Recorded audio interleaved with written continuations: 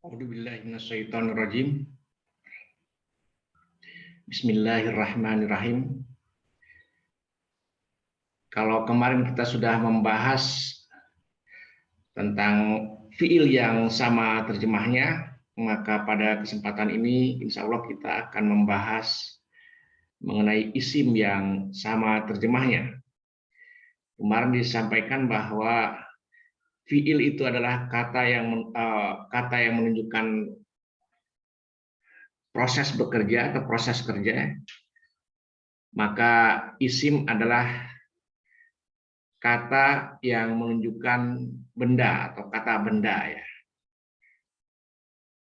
Dikatakan sebagai isim yang sama terjemahnya, ini dimaksudkan bahwa antara penulisan di dalam Al-Quran dengan pengucapan di dalam bahasa Indonesia itu sama ya. Namun demikian artinya bisa sama bisa beda ya. Misalnya akhirun ini di dalam Al-Quran memang tertulis akhirun ya. Nah di bahasa Indonesia juga akhir ya. Nah pengertian akhir ya bisa macam-macam ya. Namun secara umum artinya adalah kira-kira sama. Untuk lebih detail dari arti dari masing-masing kata benda ini atau isim ini kita bisa menelusuri di kamus ya. Apakah kamus bahasa Indonesia untuk bahasa Indonesianya atau juga kamus bahasa Arab untuk bahasa Arabnya, atau mungkin kalau ada kamus Al-Qur'an ya tentu dengan bisa dilihat di kamus Al-Qur'an. Tapi untuk Al-Qur'an itu sendiri sebenarnya satu kata itu bisa seperti juga bahasa-bahasa yang lain tentunya, bisa memiliki makna yang berbeda-beda, yang itu bisa berbeda terkait dengan ayat-ayat yang lainnya. Nah, pada kesempatan ini kita tentu tidak membahas bagaimana setiap kata itu secara detail, tetapi lebih bahwa untuk menunjukkan ada banyak kata benda dalam hal ini isim yang antara bahasa Arab, antara bahasa Al-Quran itu dengan bahasa Indonesia sama. Ini juga menunjukkan satu sisi bahwa bahasa Indonesia sebagai bahasa yang terbuka memiliki kosakata yang banyak menyerap dari bahasa-bahasa yang lain ya, termasuk bahasa Al-Qur'an ya. Nah, untuk isim yang sama terjemahnya ini di sini tertulis satu, maksudnya adalah ini dibagi-bagi menjadi bagian ke 1, 2, 3 dan seterusnya.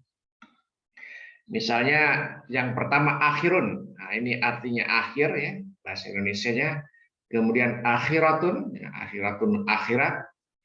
Iznun ini adalah izin ya.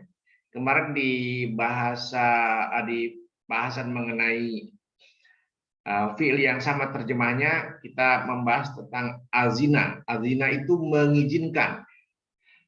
Nah, sekarang iznun izin. Apa bedanya? Ya tentu beda ya. Yang satu menunjukkan proses kerja ya atau perbuatan memberikan izin. Nah, sekarang adalah izin.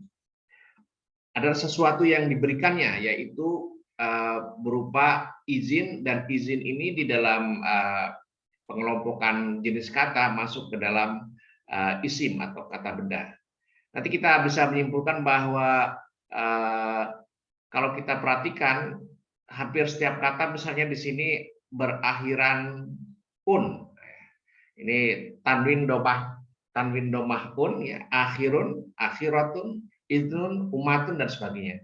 Nah, ini menunjukkan bahwa ciri dari kata benda atau isim itu adalah berakhiran tanwin domah un untuk kasus-kasus ini ya. Tentu saja ciri-ciri isim tidak hanya tanwin domah un. Nanti kita bisa belajar lebih detail mengenai ciri-ciri isim. Kemudian di sini ada ummatun, artinya umat. Aminuna, aminuna orang yang aman. Imanun, Imanun ini iman ya, kalau fiilnya amanah kemarin sudah kita bahas ya. Kemudian mukminun ini mukmin, kemudian batilun batil, takwilun takwil, haramun haram, hukmun hukum, hikmatun hikmat, kemudian mukhlisuna orang-orang yang mengikhlaskan.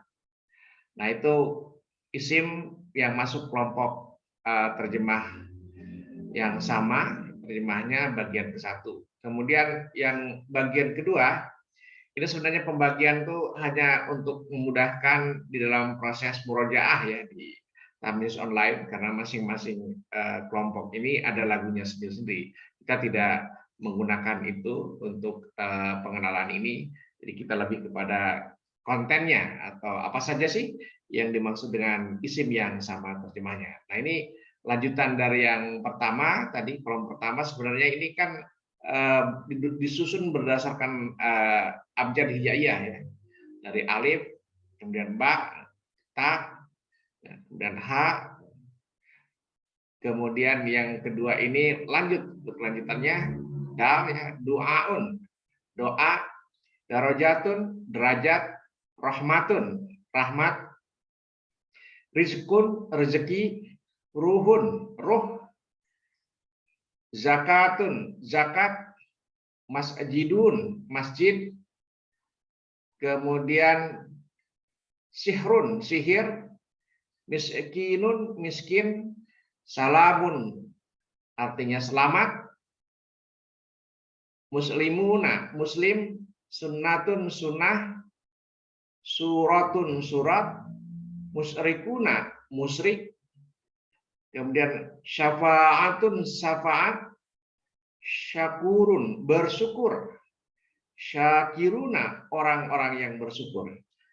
Nah, ini ada bisa kita sedikit bahas. Jadi ada syakurun, itu artinya proses melakukan bersyukur ya, bukan proses melakukan, lebih kepada apa namanya, wujud ya, wujud bersyukur, bentuk bersyukur. Jadi lebih tetap ini isim. Kemudian juga ini dari turunan atau ya jenis lain dari atau pengembangan dari syakurun adalah syakirun.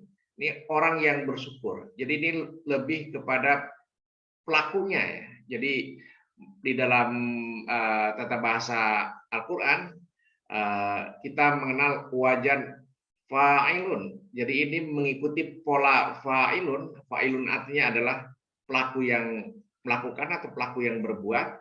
Maka dari kata syakurun menjadi syakirun, memenuhi wajan fa'ilun, artinya adalah pelaku yang berbuat, melakukan bersyukur, atau pelaku yang bersyukur, orang yang bersyukur. Jadi pelakunya, atau wajan fa'ilun itu artinya yang berbuat. Fa'ilun itu yang melakukan.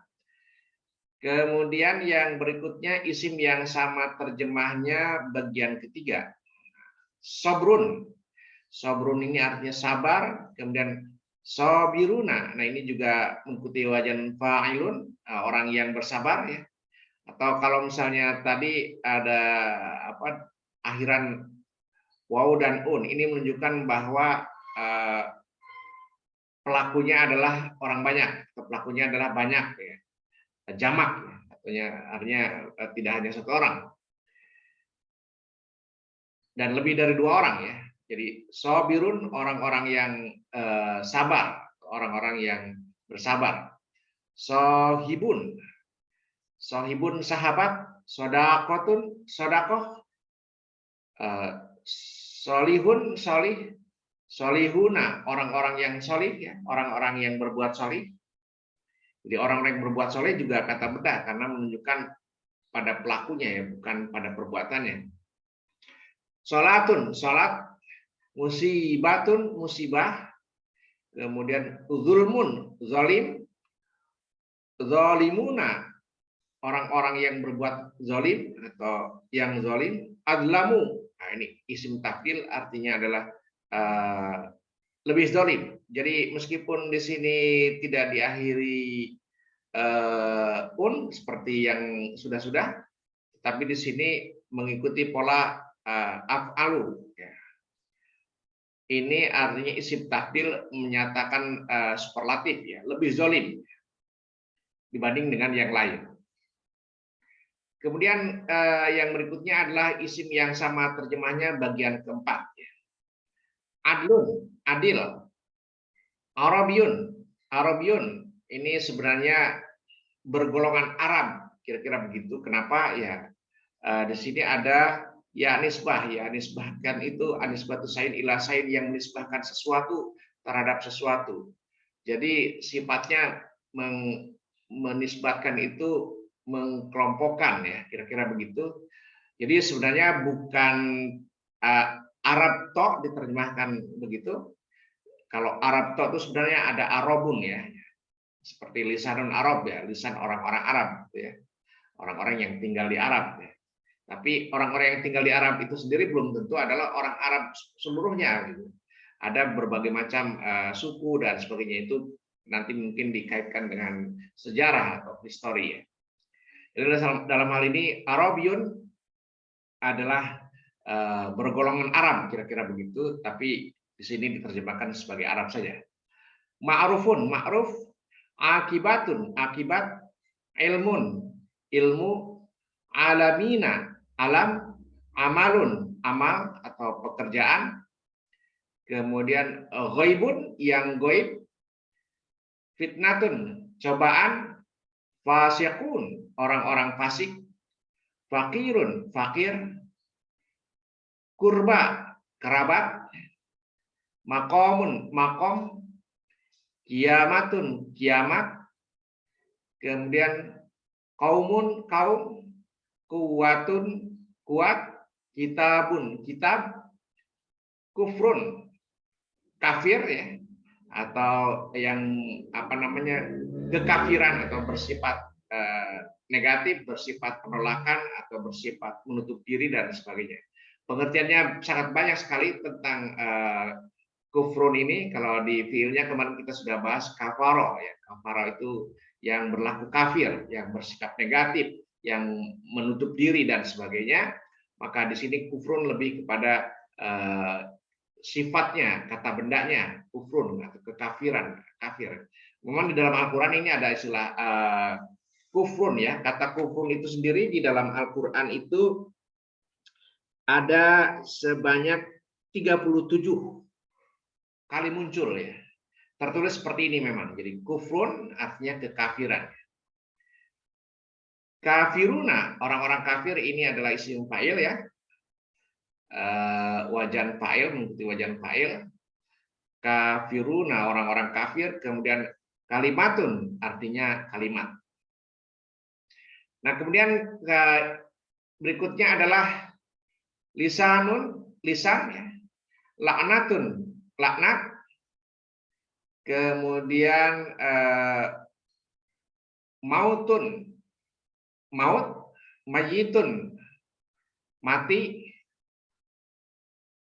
nabiyun, nabi, naimun, nikmat, munafiquna, orang-orang munafik, kemudian mungkarun, yang mungkar, wujuhun, wajah, takwa, takwa, muttaquna, yang bertakwa, yatama, anak yatim.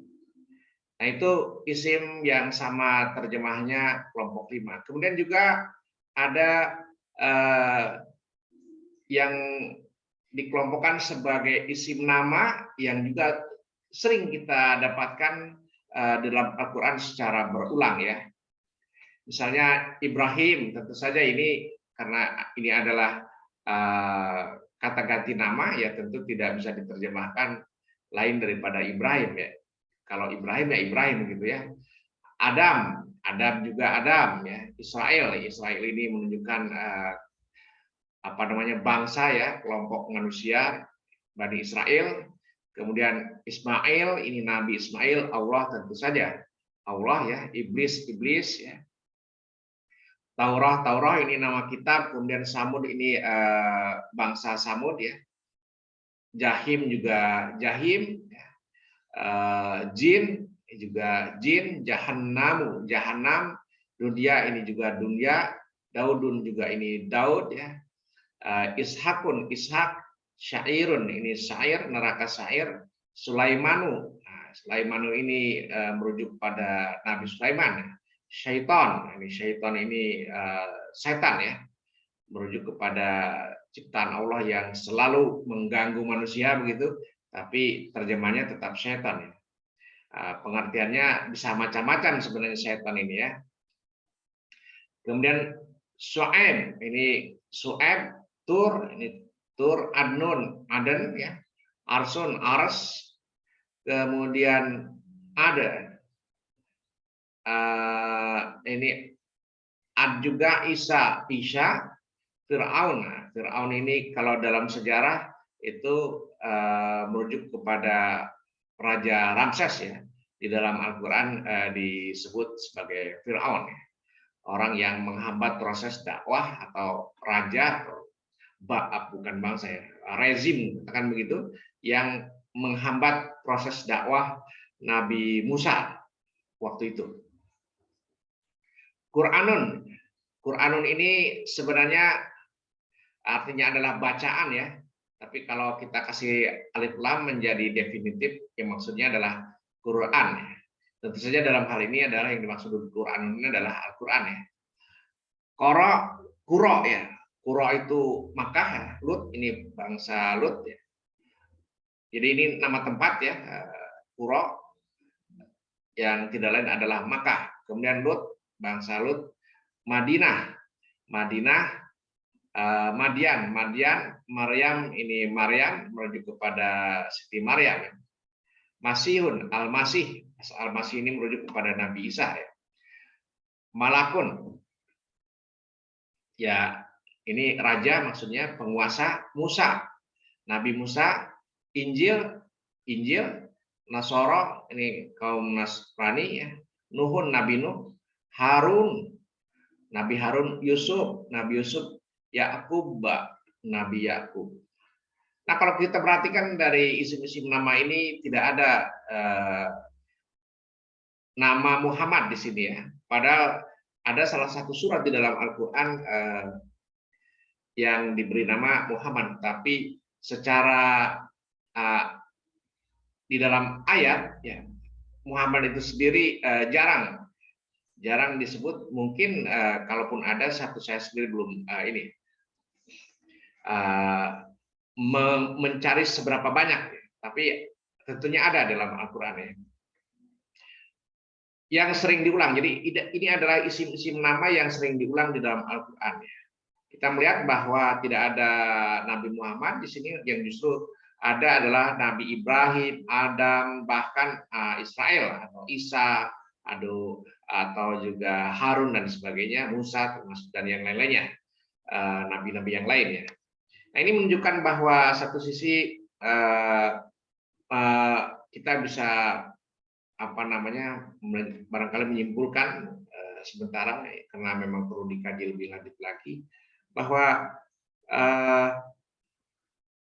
yang disampaikan di dalam Al-Quran itu adalah banyak kisah tentang Ibrahim, tentang Adam, Ismail dan sebagainya. Itu adalah ajaran yang disampaikan oleh Nabi Muhammad, adalah ajaran yang menyempurnakan, ajaran yang menggabungkan atau mengulang, ya bisa begitu, apa yang sudah diajarkan oleh nabi-nabi pendahulunya. Atau dengan kata lain bahwa sunnah Muhammad itu adalah sunnah Nabi ya. Sunnah Nabi siapa? Ya termasuk juga nabi-nabi yang sudah ditugaskan oleh Allah sebelumnya, yang sudah diturunkan sebelumnya, mulai dari Nabi Adam sampai dengan Nabi Isa. Jadi apa yang diajarkan oleh Allah melalui para nabi-nabi tersebut kemudian diajarkan lagi oleh Nabi Muhammad kepada kita semua sebagai umatnya pada saat ini, dan posisi Nabi Muhammad adalah sebagai nabi yang paling akhir adalah menghimpun semua ajaran ya semua sunnah yang sudah diajarkan atau sudah disampaikan oleh rasul-rasul atau nabi-nabi sebelumnya. Dengan kata lain bahwa mengikuti sunnah Nabi Muhammad itu artinya mengikuti sunnah nabi-nabi sebelumnya. Mengikuti ajaran Nabi Muhammad itu artinya kita juga mengikuti ajaran nabi-nabi sebelumnya. Oleh karena Nabi Muhammad itu adalah nabi yang terakhir atau khataman nabiin, sehingga apa yang disampaikannya adalah ajaran yang memang paling komprehensif, bukan paling sempurna, semua sempurna mestinya ya. Ajaran Allah itu semua sempurna pada masanya, yang terakhir adalah sempurna untuk keseluruhannya. Nah, kira-kira seperti itu yang bisa saya sampaikan, tapi terkait pembahasan tentu intinya adalah utamanya adalah membahas bahwa di dalam Al-Quran banyak isim atau kata benda yang sama terjemahnya dengan bahasa Indonesia, dan itu juga menunjukkan bahwa di dalam bahasa-bahasa kata-kata atau istilah-istilah yang kita pelajari di Al-Quran juga banyak sudah menjadi kata serapan yang ada atau kata serapan dalam bahasa Indonesia, dan itu menunjukkan satu bukti bahwa bangsa Indonesia adalah bangsa yang terbuka, baik dari segi sosial kemasyarakatannya maupun dari sisi bahasanya. Demikian yang bisa saya sampaikan, mudah-mudahan bisa dipahami dengan baik, bisa memberikan manfaat untuk masa kini dan masa mendatang, terutama dalam proses kita memahami Al-Quran sebagai hudan ya, sebagai petunjuk, sehingga itu bisa menjadikan kita lebih beriman, keimanan kita meningkat, ketakwaan kita juga meningkat, sehingga tujuan hidup kita hasanah di dunia dan hasanah di akhirat tercapai. Terima kasih. Alhamdulillahirabbil alamin. Wabillahi taufik wal hidayah. Wassalamualaikum warahmatullahi wabarakatuh.